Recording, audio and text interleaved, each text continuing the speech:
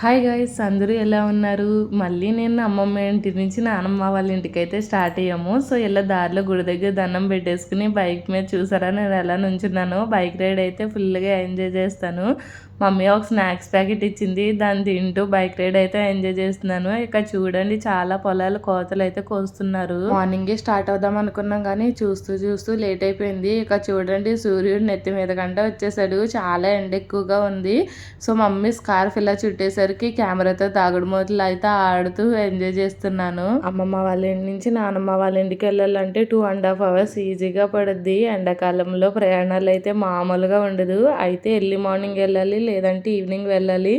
ఇలా మధ్యలో వెళ్ళేసరికి ఎండంతా మాకే తగిలేసింది. అలా వెళ్తుంటే ఇలా BMW వ్యాన్ అయితే కనిపించింది. ఇప్పటి వరకు BMW అంటే ఏంటనుకున్నాను, బయోమెడికల్ వేస్ట్ అని ఇప్పుడే తెలిసింది. జస్ట్ ఫర్ ఫన్ దీని కంటిన్యూషన్ వీడియో పార్ట్ 2గా అప్లోడ్ చేస్తాను. Bye bye.